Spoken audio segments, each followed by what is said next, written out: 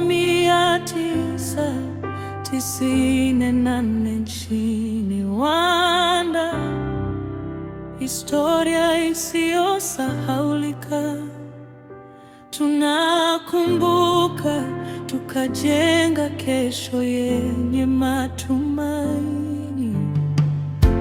Waliotupenda wameondoka.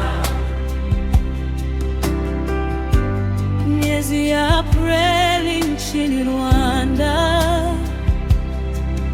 wamekufa kwa sababu ya jinsi walivyopatikana katika mauaji ya kimbari yaliyowakumba Watutsi mwaka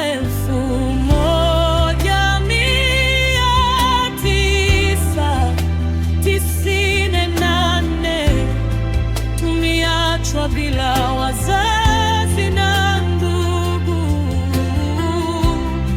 tumeachwa bila marafiki na majirani. Tunapokumbuka historia hiyo, mioyo yetu inaumia, lakini machozi hayatubadilisha kuwa dhaifu. Yametupa nguvu ya kuendelea kuishi. Tumechagua njia ya mwanga, ya kujenga umoja na amani. Waliotupenda wameondoka, lakini hawawezi kusahaulika. Mioyoni mwetu wako, nchini Rwanda wako, mioyo yetu inaumia tunapokumbuka historia, lakini tunakoma kujiunga na nguvu, tukijenga kesho yenye matumaini. Watoto yatima na wake wa wafi, simamieni imara. Nchi yetu iko hapa, inawatunza. Msitofautiane na waeneji wa chuki. Ukubwa wa ukweli daima utashinda. Simamieni, tupinge upotoshaji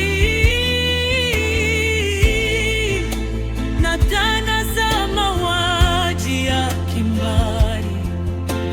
Yeye anayetoa habari anahifadhi kesho, analinda Rwanda.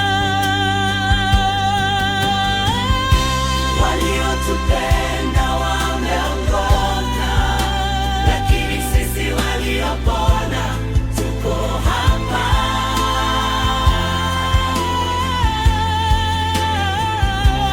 Tuna matumaini ya kesho. Rwanda itabaki imesimama.